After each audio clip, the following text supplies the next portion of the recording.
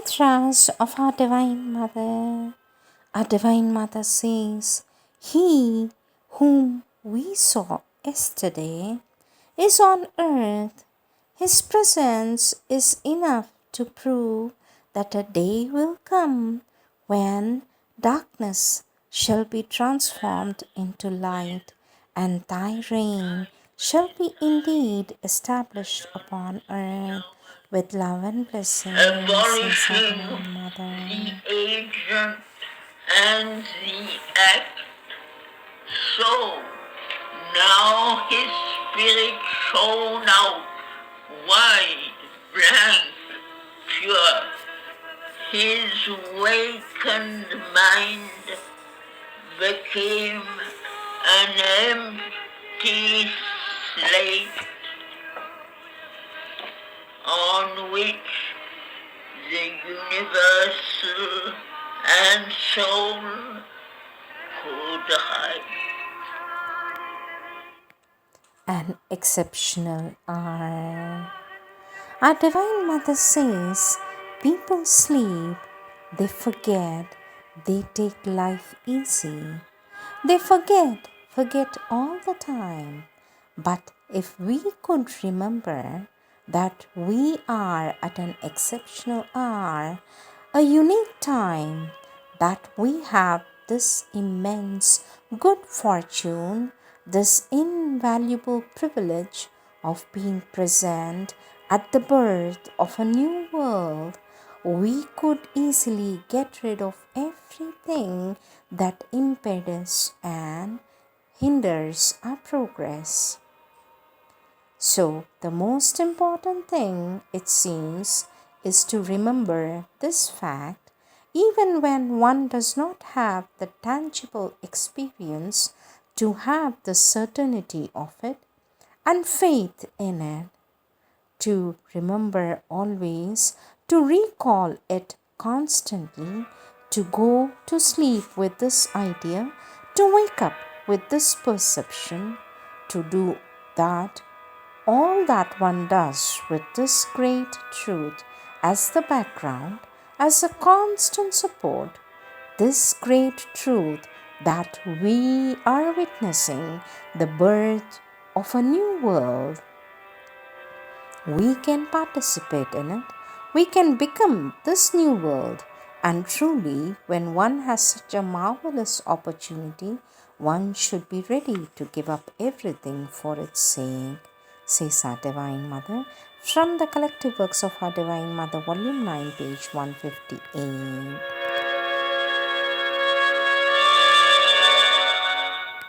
Next topic, the supramental creation.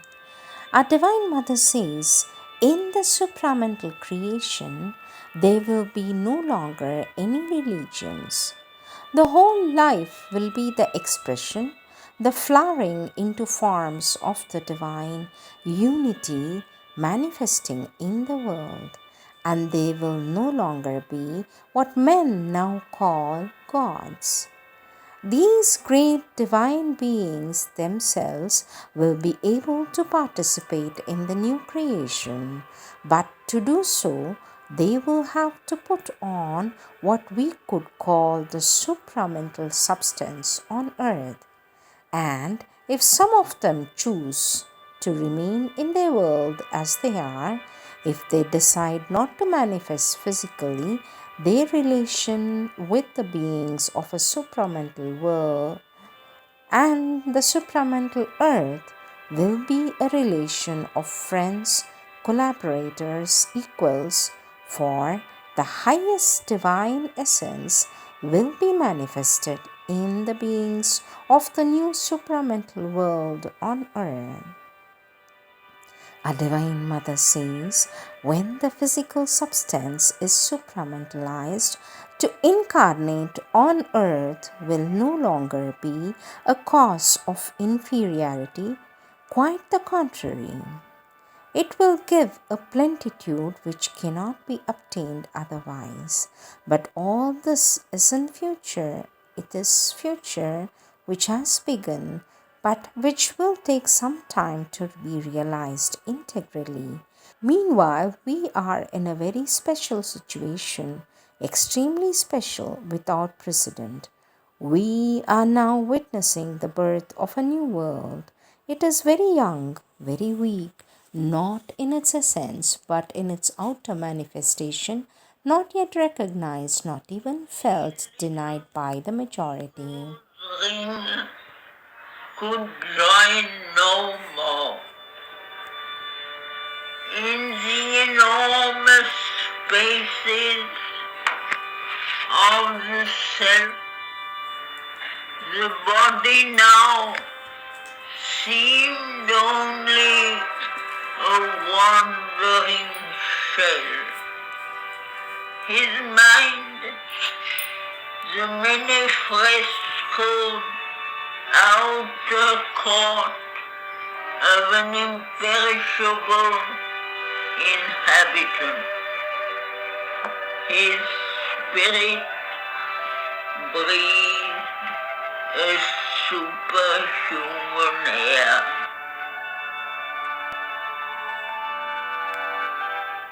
Our Divine Mother says, but it is here making an effort to grow absolutely sure of the result. But the road to it is a completely new road which has never been before been traced out. Nobody has gone there. Nobody has done that. It is a beginning, universal beginning. So it is an absolutely unexpected and unpredictable adventure. There are people who love adventure. It is these I call and tell them this. I invite you to the great adventure. I invite you to the great adventure, says our Divine Mother, taken from Volume 9, page 115.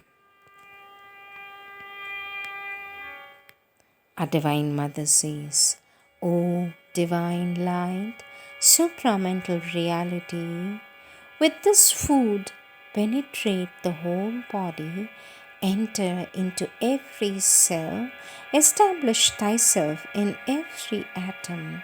May everything become perfectly sincere and receptive, free from all that obstructs the manifestation.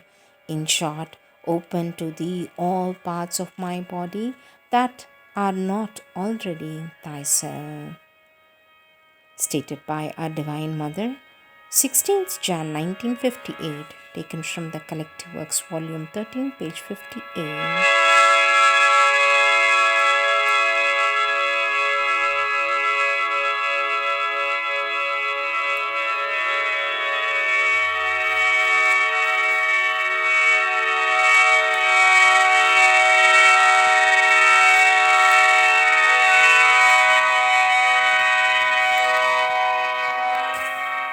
In relation with the supramental, our Divine Mother says, two irrefutable signs prove that one is relation. Two irrefutable signs prove that one is in relation with the supramental. First, a perfect and constant equality. Second, an absolute certainty in the knowledge.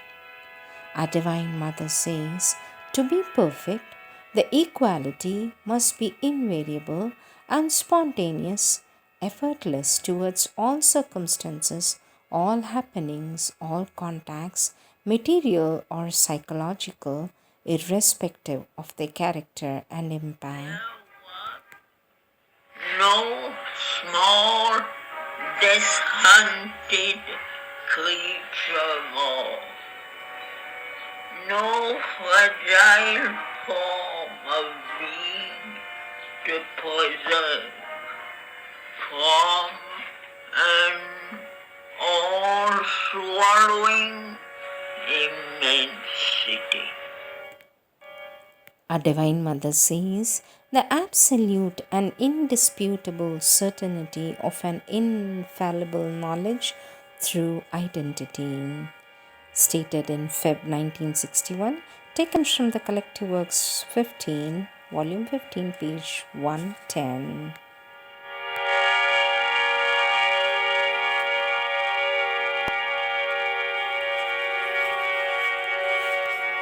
15th August 1967. Our Divine Mother says, I took my seat. It was almost time, perhaps half a minute before, and all of a sudden, without preparation, like that, like a hammer blow, a descent so powerful, completely immobile of something. It was as though Sri Aurobindo spoke to me at the same time, because the definition came at the same time as the experience. It was a vision that was not a vision, it was wholly concrete. And the word was golden peace, golden peace, golden peace, but so strong, golden peace, and then it did not move. During the whole half an hour, it did not move. It is something new that I had never felt before. I cannot say it was perceived, but not like an objective vision, and spontaneously other persons told me that as soon as they were seated for meditation, gesture of massive descent, something came down with a tremendous power, completely immobile, and a feeling of peace that they have never felt in their life. A Divine Mother says, golden peace, and it is true. It gave the impression of the golden supramental light, but it was a peace. Stripped of her defense, lay bare to the burning splendor of his will. Her diagrams of geometric force, her potencies of marvel fraught design, courted employment by a nursed might. A Divine Mother says, it was a peace, concrete, not the negation of disorder and activity. No, concrete, concrete peace. I did not want to stop. The time was over. Still, I remained. 2 minutes, 3 minutes. When I stopped, it was gone. And it has made a great difference for the body itself. Such a difference that when it had gone, I felt quite uneasy. I needed half a minute to regain my equilibrium. It came and went away. It came for the meditation and then went away for more than half an hour.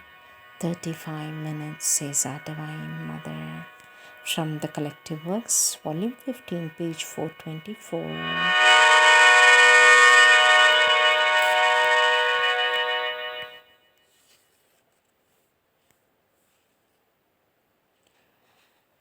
The supramental power came down. Our Divine Mother says, at the very bottom of the inconscience, most hard and rigid and narrow and stifling, I struck upon an almighty spring that cast me forthwith into a formless, limitless, vast, vibrating with the seeds of a new world. Our Divine Mother says, I struck upon an almighty spring. That means precisely this. In the deepest depths of the inconscient, there is a supreme spring that enables us to touch the Supreme, because at the very bottom of the inconscience, there is the Supreme. It is the Supreme who enables us to touch the Supreme. This is the Almighty Spring. It is always the same idea that the highest height touches the deepest breath. Is the occult force. Magic spots of entry glimmering, quivered in a penumbra of screened light, a court of the mystical traffic of the world, a balcony and miraculous facade.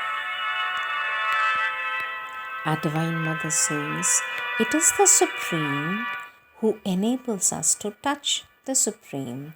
This is the Almighty Spring. It is always the same idea that the highest height touches the deepest depth. The universe is like a circle. It is represented by a serpent that bites its own tail. That means that the supreme height touches the most material matter without any intermediary. I have said this many a times, but here it was an experience of the thing as I had it. Finally, I said, a formless, limitless, vast, vibrating with the seeds of a new world. This does not refer to the primordial creation, but to the supramental creation.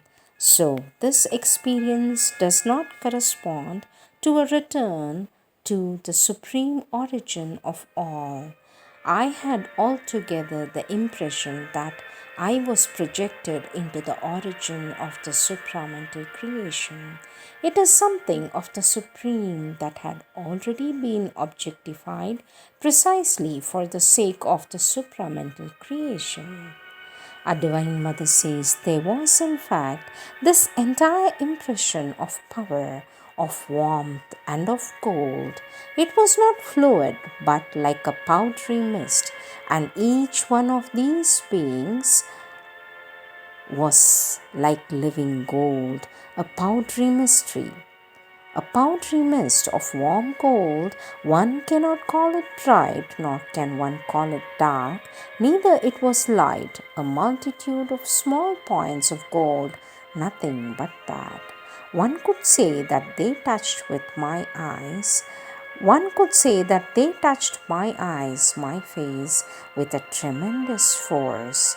At the same time, there was the feeling of a plenitude, of an all powerful peace. It was rich, it was full, it was moment at its maximum, infinitely more swift than anything that one can imagine. And at the same time, it was an absolute peace, perfect stillness, and this almighty spring was a perfect image of what happens. It is bound to happen and will happen for everybody. All at once you shoot up into the vast, says our Divine Mother.